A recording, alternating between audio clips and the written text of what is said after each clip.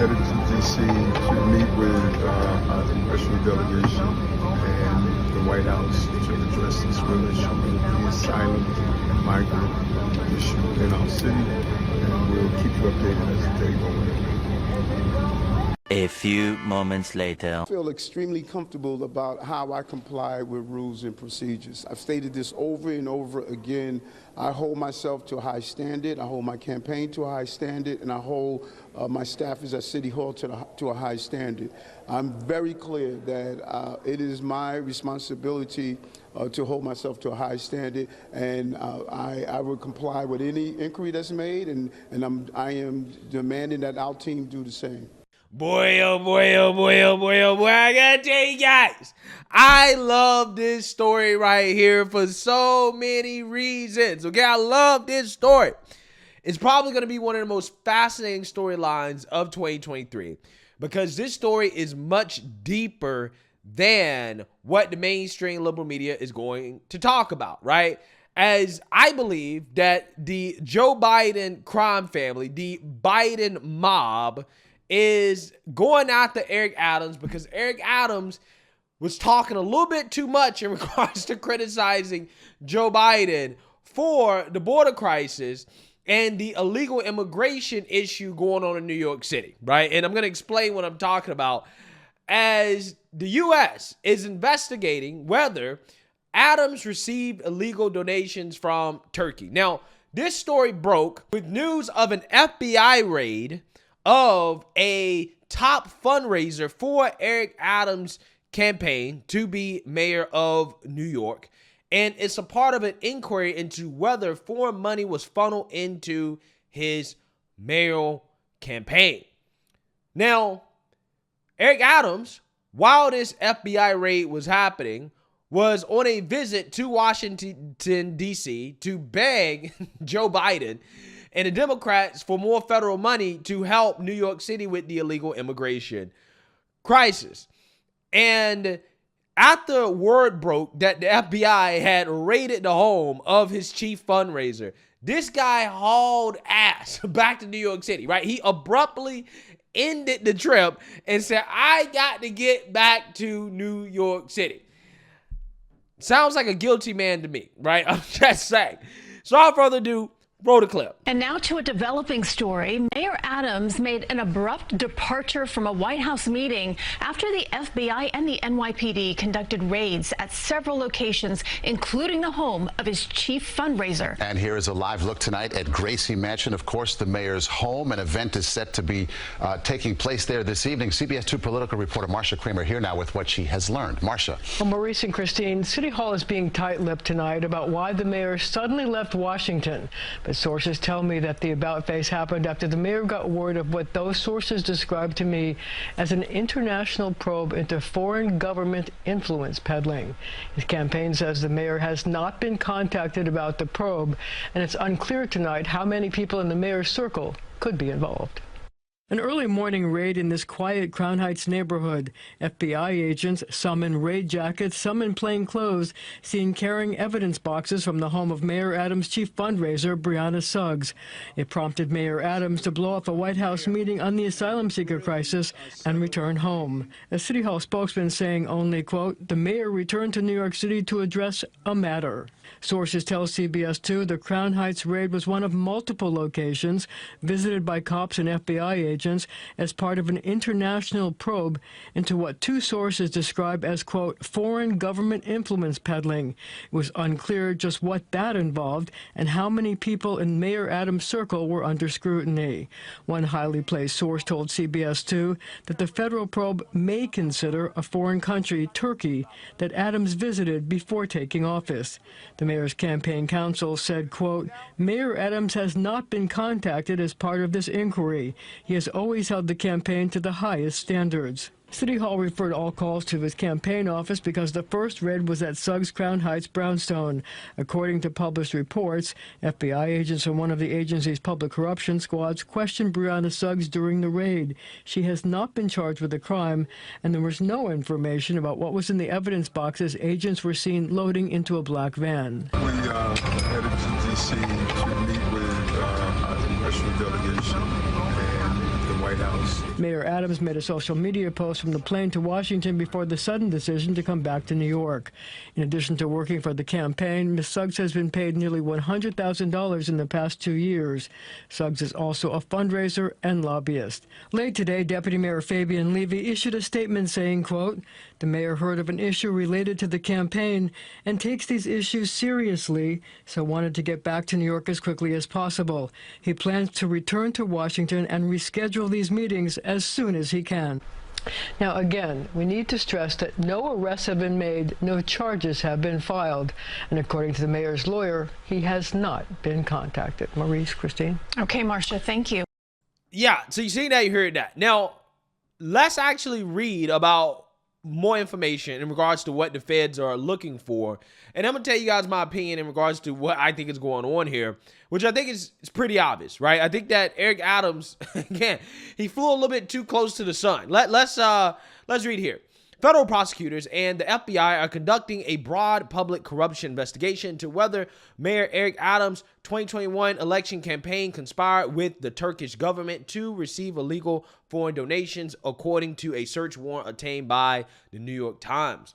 The investigation burst into public view on Thursday when federal agents conducted an early morning raid at the Brooklyn home of the mayor's chief fundraiser, Brianna Suggs. Ms. Suggs is a campaign consultant who is deeply entwined with efforts to advance the mayor's agenda. Investigators also sought to learn more about the potential involvement of a Brooklyn construction company with ties to Turkey, as well as a small university in Washington, D.C. that also has ties to the country and to Mr. Adams. According to the search warrant, investigators were also focused on whether the mayor's campaign kickback benefits to the construction company's officials and employees and to Turkish officials.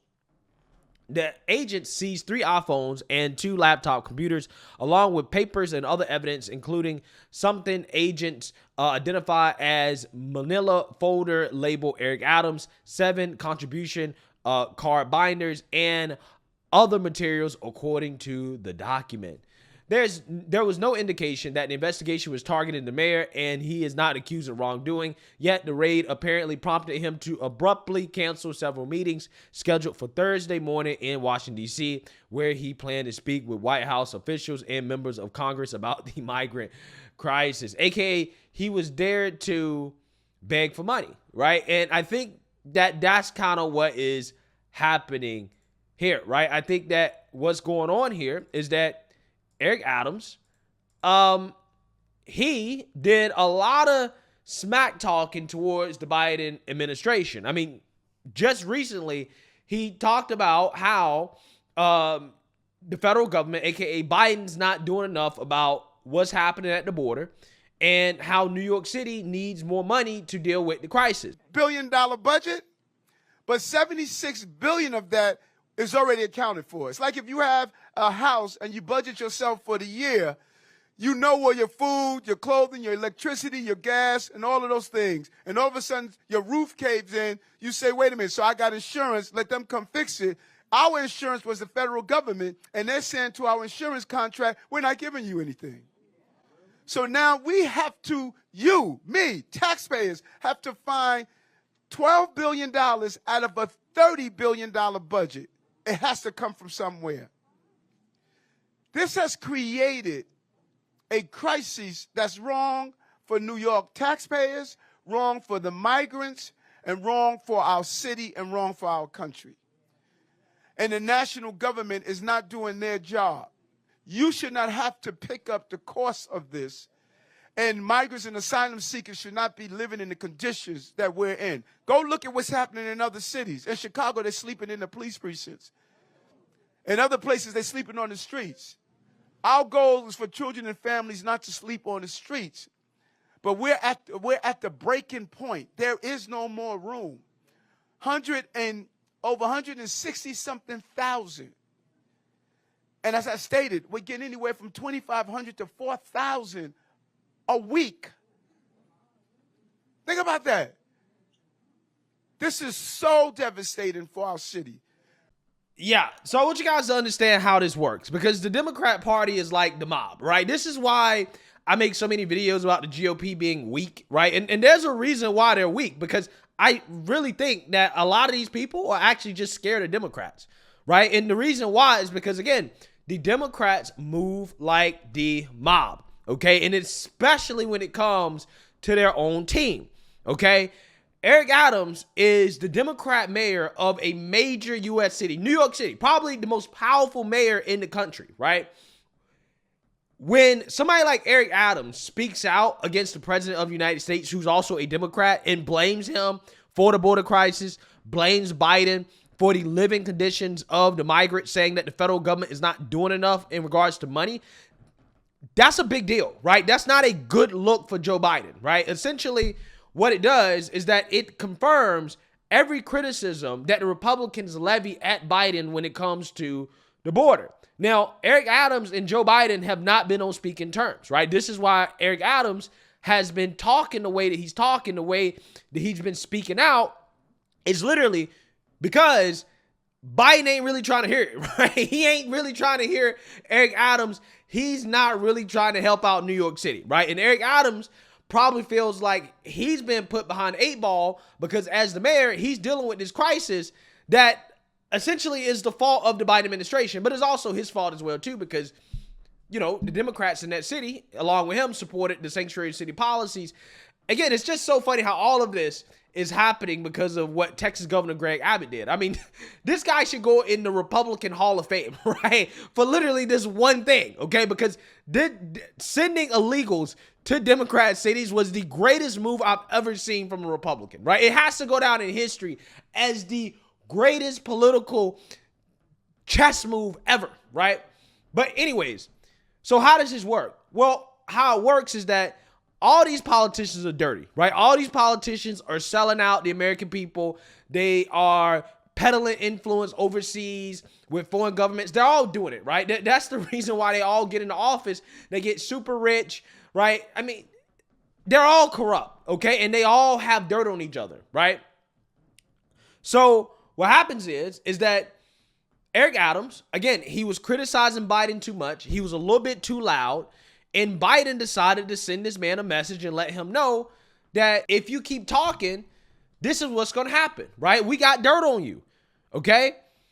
We will send your ass to jail, right? We will end your political career. This is Eric Adams' Negro wake-up call, right? This is his Negro wake-up call, okay? I'm just saying. It's the same thing that Joe Biden did to Charlemagne the God. When Charlemagne the God was talking about why should people vote for Biden over Trump, Biden said, what you mean? If you don't vote for me, you ain't black. That was Charlemagne the God's Negro wake-up call. Look how Kamala Harris put Charlemagne the God in his place, right? When Charlemagne the God was like, is it Joe Manchin or Joe Biden running the country? Kamala Harris got snappy real quick and shut him up. That's how it works. If you're on the left, you're liberal. It doesn't matter if you're a political commentator, a senator, Bob Menendez, who was way too obvious about his corruption, right? That's why they had to get him, okay? Or mayor, right? If you fall out of line, okay, with the Democrat agenda, if you criticize people that have more power than you, like a Joe Biden or Hillary Clinton, okay, we all know about Hillary, right? I mean, if you come out against Hillary, again, you know, but I'm just saying, that's how it works, right? Again, this is why I say the Democrats are like the mob, okay? You can't criticize the mob boss or else there are going to be severe consequences. And I think personally that this is a warning shot to Eric Adams if he continues to keep flapping his gums about the illegal immigration crisis and begging for money at the same time and criticizing Biden. They gonna flip on him, right? They gonna end up, busting them for influence peddling, right? Because again, all these politicians are dirty. Okay, you don't become the mayor of New York City. You don't become the mayor of any of these major cities without being dirty as hell. I'm just saying, because that's what politics is. It's a contact sport. It's a blood sport. It's dog eat dog. It's not for the faint of heart. Okay, you don't become a leader of a major city, okay, or a major political party without being dirty as hell, right? That's just kind of how it goes most of the time, right? Now, again, there are some exceptions, obviously, but somebody like Eric Adams, again, just like all the politicians, he's corrupt as hell. His campaign was definitely probably influence peddling, and the Biden administration is basically sending him a warning shot saying, look, keep running your mouth, right?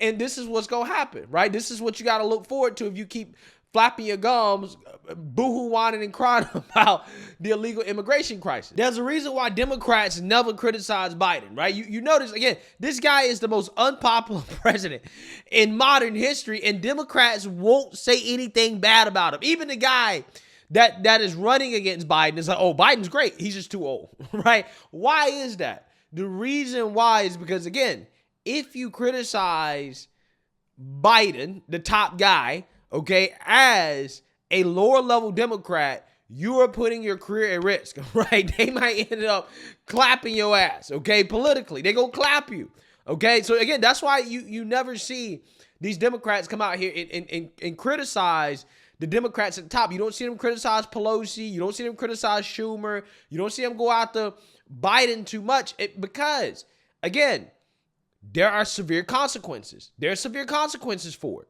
Okay, right? So again, I'm just saying, don't be surprised if Eric Adams is not as critical of the Biden administration when it comes to the border crisis and what's going on in New York as he has been before in the past. Because I believe that that's what's going on here. This is more of a warning. Who knows? There could be more to this. They can move forward with it. He could be implicated in some way.